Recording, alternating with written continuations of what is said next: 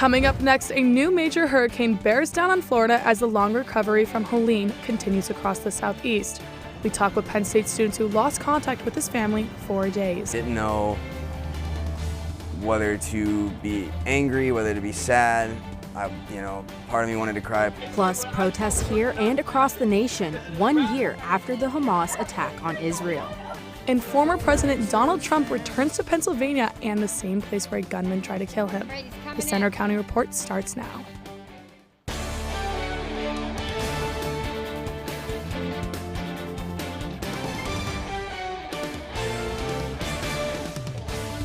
Good afternoon, I'm Isabella Cahill. And I'm Michaela Robinson. Thank you for joining us for the Center County Report.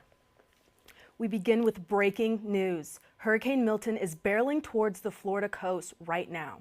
The Category 4 storm is expected to make landfall as early as tomorrow night. Evacuations are underway along the Gulf Coast. Student meteorologist Gavin Sandell is here with us with the latest. Gavin? Thank you so much, Michaela. You're absolutely right. Hurricane Milton right now tracking in the Gulf of Mexico as a Category 4 hurricane, winds at 150 miles an hour. It was a Category 5 earlier, but it has weakened. Still a crazy strong storm. Really, the only good news about this storm is that there still is time to evacuate from Florida. It is scheduled to make landfall at some point Wednesday overnight as a Category 3 hurricane. Still very strong. And that's why hurricane warnings are in effect for the entirety of Florida southeast of Tallahassee. Tropical storm warnings also gracing Miami and portions up north near Jacksonville. Back to you guys. Thanks, Gavin. It wasn't even 2 weeks ago that another hurricane, Helene, slammed into Florida. It left a devastating mark across the southeast. Reporter Dimitra Garguches talked with a Penn State student who was one of the hardest hit areas of North Carolina. Nearly 2 weeks after Hurricane Helene slammed ashore in Florida, the number of dead keeps rising. It's now at least 227. Especially hard hit is North Carolina, including the mountain town of Asheville. Nearly 600 miles away in State College, college students like Dylan Molis are keeping a close eye on family and friends there. The Penn State telecommunications student is from Asheville, and he says it's been challenging. I didn't have any feelings. I didn't know.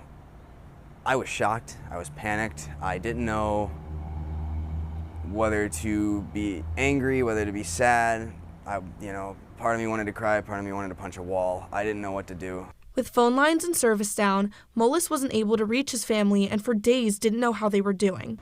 There has never been a time where I have not been able to reach my family. They're always, if I call them, they always drop everything to answer. Former FEMA Administrator Pete Gaynor says it's hard to imagine the toll the storm took on North Carolina. There are no infrastructure left in some of these communities, so no water, no telecommunications, no power.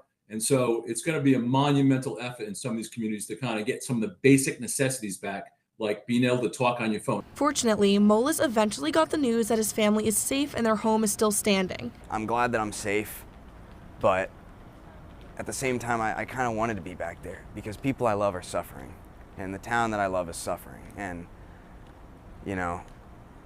I want to suffer with them. Asheville continues to face critical challenges as it works to recover from the hurricane's impact. In State College, I'm Dimitra Garguches for the Center County Report.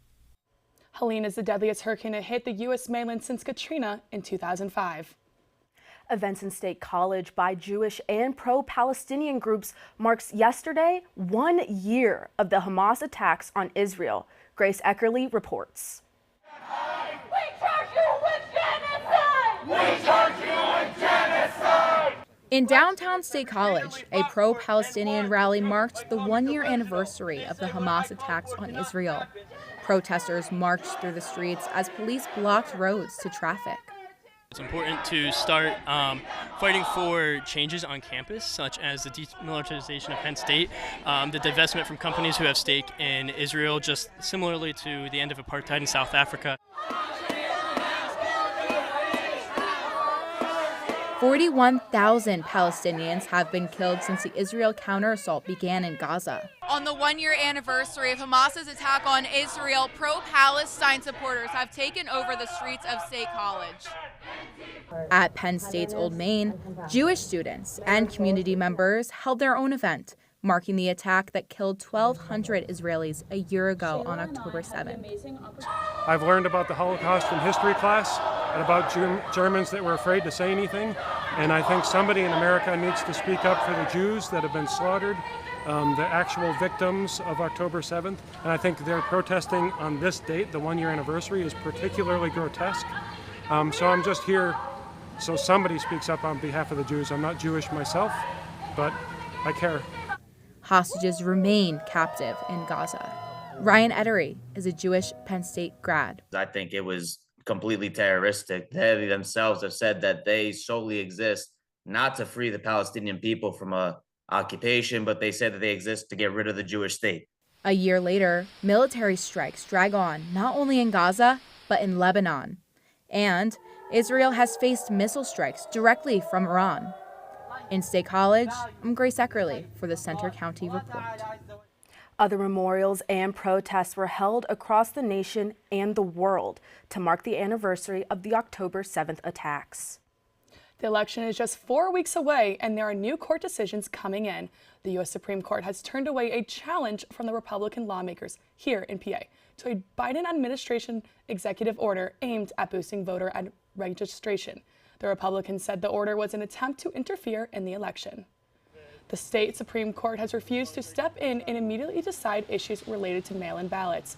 With early voting already underway, the court rejected and requested by voting rights and left-leaning groups to stop counties from throwing out ballots that have a handwritten date or lack the right date. In a dramatic return to Pennsylvania, former President Donald Trump rallied with a crowd of supporters in Butler over the weekend. It's the same spot where a gunman shot him. Gianna Brown reports.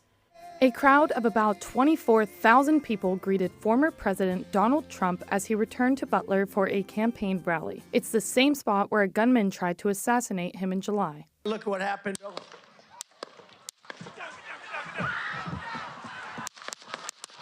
A bullet hit Trump's ear, injuring him. A firefighter killed in the crowd that day was honored during Saturday's event. In his speech, Trump talked about illegal immigration, the importance of fossil fuels in the U.S. economy, and what he said is his plan to turn the country into a manufacturing superpower again.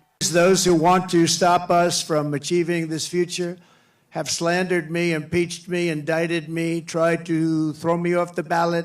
Vice presidential candidate J.D. Vance was also at Saturday's rally, along with Elon Musk. We will go wherever we need to get the vote out.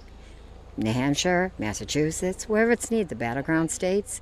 Massachusetts is still into play. He'll go where he can get the money. That's the whole thing. And if you look at the license plates, a lot of those license plates were coming from Connecticut, from Florida, from New Jersey. Enhanced security was in place this time in Butler for Trump's return visit. I'm Gianna Brown for the Center County Report. Center County Report will bring you live coverage and voting results on election night, November 5th. Still to come on the Center County Report, more on the weather. We'll check the 7-day forecast. Plus, a Center County running race that combines fitness with Halloween fashion.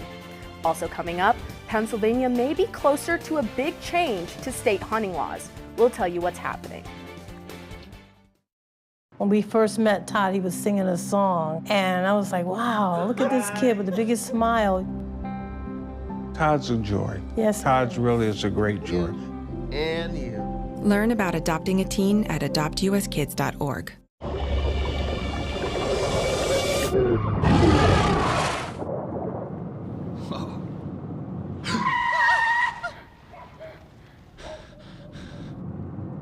Eyes forward. Don't drive distracted. Children are the greatest joy and our best hope for a better future.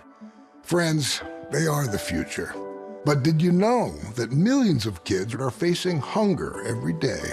Food is not just food. It's energy, health, confidence, hope, and even love. Yes, love. Thank you! Learn more about how No Kid Hungry is helping end child hunger in America at helpnokidhungry.org.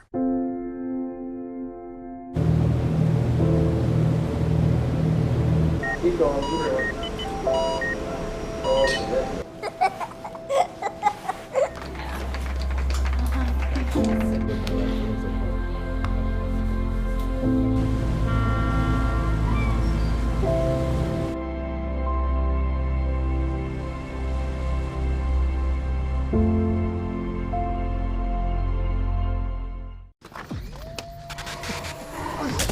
Multiple studies have shown that marijuana can slow both driver reaction and response time, which can be really dangerous. He's here. He's here. Wait. What? I can't drive. Why? I'm high. Oh.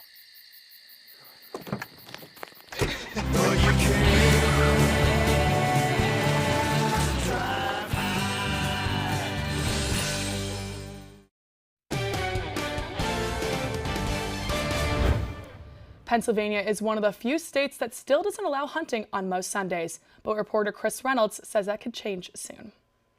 Pennsylvania has one of the nation's top 5 deer populations, with close to 1.5 million white-tailed deer. They do a lot of damage, from car crashes to crop destruction. But now, there's a new effort to fight that by ending the state's 200-year-old restrictions on Sunday hunting. Game Commission Supervisor David Steinbrook doubts that removing the ban would be the best way to solve the problem. If we reduce deer numbers at that large scale, that may help reduce the impacts to farmers, but we actually have better tools available to deal with the impacts for farmers on their property. Lawmakers from both parties are considering legislation to expand Sunday hunting, which is limited to just 3 days per year. Many farmers say it would help cut the population, which would lessen crop damage. It would also help hunters. A lot of the hunters, they work day jobs, so they can only hunt through the weekends, and if they have an extra day to hunt, they have an extra day to see deer, they have an extra day to have a shot, they have an extra day to, harvest that deer. New bills would leave hunting decisions to the Game Commission. Right here in State College, there are efforts being made as well. Right on the other side of those trees is Penn State's Deer Research Center. Penn State is working with the National Wildlife Research Center to help control the deer overpopulation issue. Additionally, this center allows research programs and they're testing vaccines and other probiotics for the deer. With less people hunting in recent years and less land to hunt on, and other factors, many believe it's the right time to make moves to cut the number of deer. In State College, I'm Chris Reynolds for the Center County Report. The statewide deer season began Saturday for bow hunting, and the rifle season begins November 30th.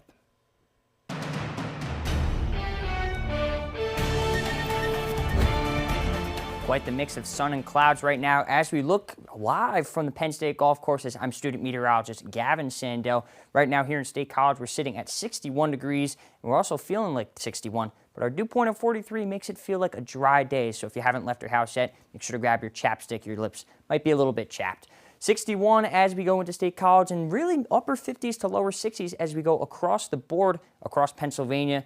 There isn't really much to talk about there, just a very nice fall morning. Radar satellite shows not too much. There is some cloud activity moving through Clearfield and Center counties, and we could get a spotty shower today with that. There also are showers going into the Finger Lakes region of New York, and really across the country, not much to speak of with the exception of a little bit of rain down here. And it isn't just a little bit of rain. This is Hurricane Milton, which is currently bringing all of its outer reading bands to Florida. I talked about this earlier, but it's a Category 4 hurricane, winds at 150 miles an hour. It was as strong as an 180 mile an hour Category 5, which was the strongest hurricane in the Atlantic Basin since 2017, a pressure at 929 millibars. And residents in Florida should really be aware about this. It has about a day and a half until it makes landfall somewhere in the central region of the Gulf Coast of Florida near Tampa. That's where the middle of the cone of uncertainty is. The thing that we all want to watch is hurricane warnings and tropical storm warnings. Tampa right in the bullseye of that hurricane warning, really stretching across a lot of the length of Florida. Tropical storm warnings as well are very much highlighted in blue, going from Miami all the way up to Jacksonville. Really anywhere southeast of Tallahassee is under a certain tropical alert. So let's look at the afternoon forecast here for State College. A nice fall day, contrary to what they're seeing in Florida. Our high should be in about the mid-60s. 63 is what we're saying at 4 p.m. And it'll cool down as we go into tonight. Cool enough that we'll get mainly clear conditions and maybe a low of about 41. Cooler as we go into the mountains, maybe some scattered frost in there. And I do want to mention the fall foliage report. The PADCNR released this on the 2nd. And I do want to show you guys with forecasts coming up for the next 7 days. will really make these leaves not just start to change, but we might get into some peak action. Let's look at the future cast. Those northerly winds bringing down the weather is going to really bring us some nice cool conditions going into Thursday, Friday, and also the lack of clouds, the clouds that act like a space heater or a blanket, are going to make our conditions beautiful. So let's look at the 7-day forecast. 60s as we go into Tuesday, Wednesday, 50s maybe on Thursday, but heading into the weekend for our game against USC on Saturday, it's going to look nice. So I'm a lover of fall foliage. It is the weekend for that. I do too. It's my favorite part of State College when the leaves fall to the ground. Oh, absolutely. Exactly. Being from New England, I love seeing the foliage, so I'm excited for it to come here. Yeah, absolutely. Now let's head over to Jack Kiefer in sports. Next in sports, baseball in October. The Phillies resume their playoff series in New York. An unbeaten Penn State gets ready for its longest road trip of the year. We look back at a win against another West Coast team coming up next on the Center County Report. Hey there, I'm Lance Bass, and this is Chip. And if you're like me, your pets mean the world to you. And if disaster strikes, saving them is a priority. Learn how to keep your best friends safe at AmericanHumane.org.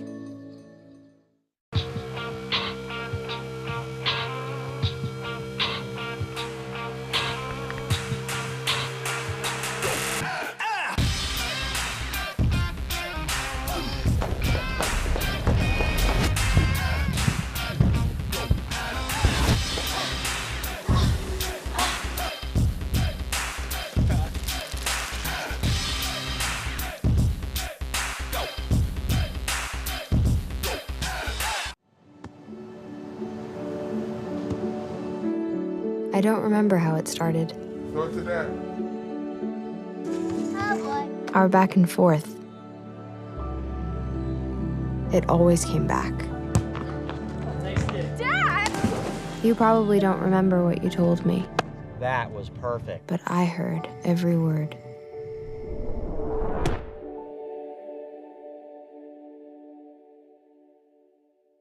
With Julia's autism, loud sounds can be too much. But she still loves to make music. Yeah. Play band. Early screening for autism can make a lifetime of difference. Find out more at screenforautism.org.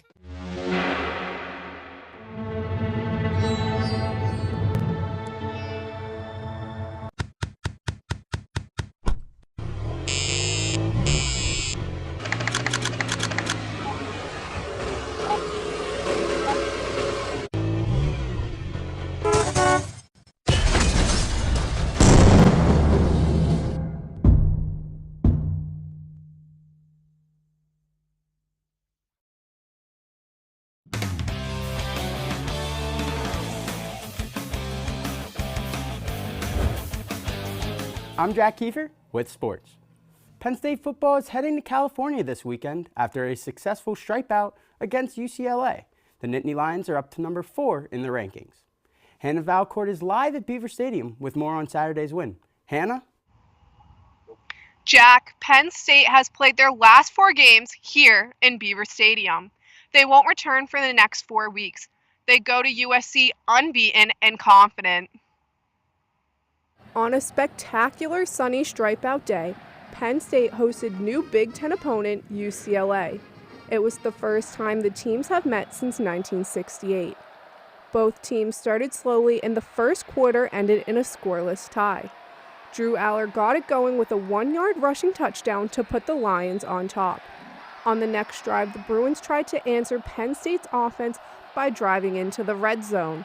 But 2 defensive plays by Denai Dennis Sutton forced UCLA to settle for a field goal. Coach James Franklin praised his defense following the win. Our defense, couple things kind of jump out about them. I think our third quarter defense all year's been ridiculous. UCLA had negative 9 yards in the entire third quarter, thanks to the Nittany Lions' suffocating defense. Overall, the defense has allowed 87 yards on 46 plays in every third quarter this season. That's 1.9 yards per play. Defense has held Big Ten opponents under 100 yards rushing in 4 straight games and 15 of the last 16 games. UCLA finally scored a touchdown with 16 seconds left to play. Penn State won this one 27-11. Penn State is 5-0 for the 4th straight season in a row. This is the first time a team in the country since 2021 has done that, and the first time in Penn State history this has been completed. Penn State now heads across the country to California to take on USC on Saturday. Following that game at USC on Saturday, Penn State will go into another bye week. Live from Beaver Stadium, I'm Hannah Valcourt. Thanks, Hannah. Kickoff for Saturday's game is at 3:30 p.m., and you can listen live to the game on Penn State's Comm Radio with our team in Los Angeles. Now to high school football. Harrisburg shut out Altoona 33-0 on Friday night. Penn State commit Messiah Mickens had not one, not two, but 3 touchdowns as the Cougars moved to 6-1 on the season. And the State College Little Lions hosted Cedar Cliff. After the whistle, reporter Eric Morris has more on that game. This game started off like a dream for the Little Lions. They jumped out to a 14-0 lead in the first quarter. Eddie Corkery and Ty Salazar stuck the pedal to the floor, and gas was cheap. I have no idea how many yards they had, but I know it was a lot. Those two are just they're special kids, great young men, and kids that really represent our program well. The State College Little Lions offense made its way to the end zone in just a split second. A long ball touchdown gave the team the lead just 4 minutes into the game, and the show, it was only getting started. I don't want to say it too loud, but he has not been sacked in a year and a half. So ever as a starting quarterback. So that's a tribute to the guys up front. A combination of explosive plays and a steady ground game that added 2 touchdowns of its own led the State College offense all night. We want to shove these guys in the dirt as hard as we possibly can. That's our attitude every single week. We had to come out and show us who we are. We like to run the ball. We play smash mouth football up front. State College's defense also secured multiple takeaways en route to a dominant performance. If you were looking for a complete game tonight, you found it here at Memorial Field. You can see highlights from the top local games every Friday night on After the Whistle. That's at 11:30 p.m. on our YouTube channel. Penn State hockey opened the new season with a sweep in Alaska. Newly named captain Simon Mack scored the game-winning goal in overtime on Saturday, and the Nittany Lions won 5-0 the following night.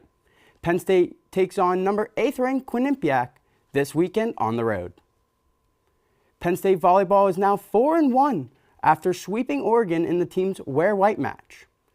Jess Murazik led the Nittany Lions on Friday night with 16 kills, including 3 straight in the first set. Her final kill ultimately sealed Oregon's fate in the third set. The Nittany Lions hit the road this week to play Michigan State on Friday. Both Penn State soccer teams had a busy couple days at Jeffrey Field. Last night, the men's team took on Rutgers. The Nittany Lions won 2-1, scoring on a penalty kick in the final 30 seconds. They also played on Friday night in the Wear White match against UCLA.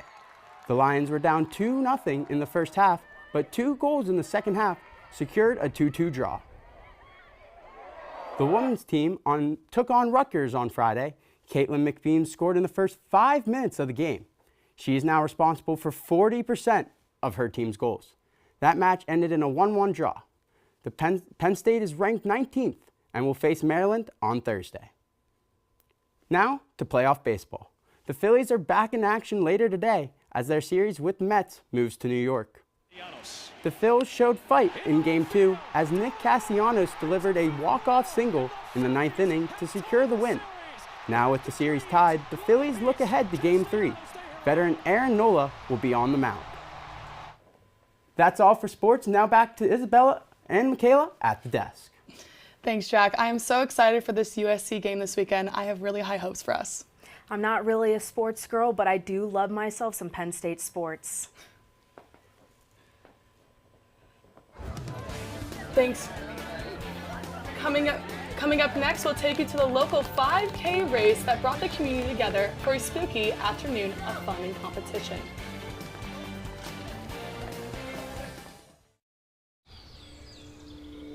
Hear that?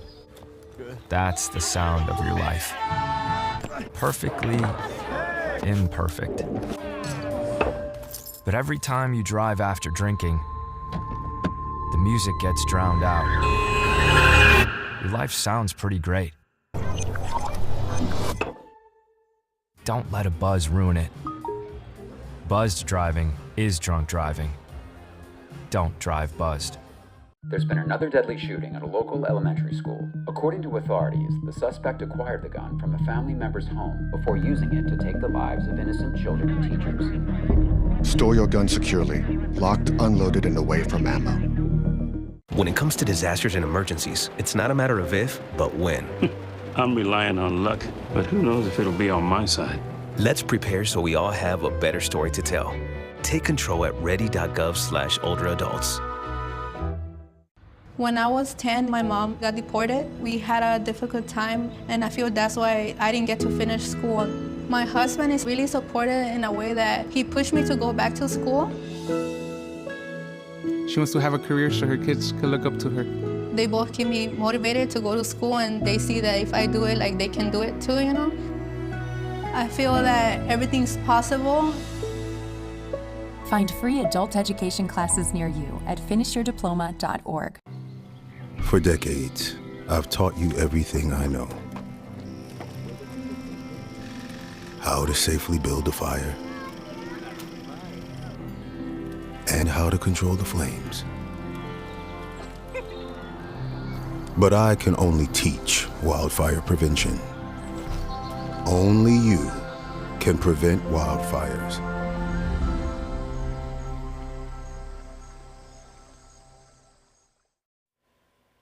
As we head toward Halloween, a local 5K race held an annual tradition over the weekend. It combines fitness with fun costumes. Reporter Declan Stablo has more on the event.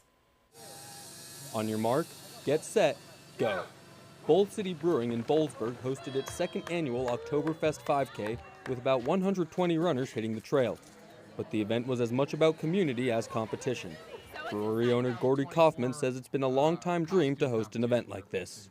It was always important to me to have events like this, which are community events, but I also wanted to have athletes participate at the brewery, and I wanted to have an annual event that was really special, and so the key thing there was just choosing the right time of year. And what better time for a brewery than Oktoberfest? Sean Fallon, a Penn State parent from Connecticut, says he plans on coming down again next year. I was down for the big football game yesterday, and I'm a runner, and I'm like, oh, how cool is this? There's going to be a race the next day after the big game, and it never hurts to kind of burn off all that tailgating food that I ate yesterday. Although the main goal today was to bring the Boalsburg community together, there was still a race to be run and won. Just under 20 minutes after the starting gun, Cody Love crossed the finish line. Cody and his wife Molly started the Trails and Ales Run Club, which meets here every week. We have a close relationship with Gordy, one of the owners here, and this is something that he had stated he'd been wanting to do for a long time, and so when this came about, this being the second year, I knew it was something that I wanted to be a part of and take part in, so it's been nice to sort of engage with the community like this. Although Love ran most of the race by himself, his number one fan made sure he had help on the final stretch. Are you going to race when you get older? Yeah. Yeah. Awesome. Are you going to win? Yeah. Awesome. In Boalsburg, I'm Declan Stablo with the Center County Report. Participation was up about 20% from last year's race, and they hope to do the race again next year. That's all for today's newscast. We hope you'll join us next Friday for our next local news update. And you can follow us anytime for breaking news on our Center County Report X, and you can see our stories on our Facebook page, Instagram, YouTube, and our website. Have a good night.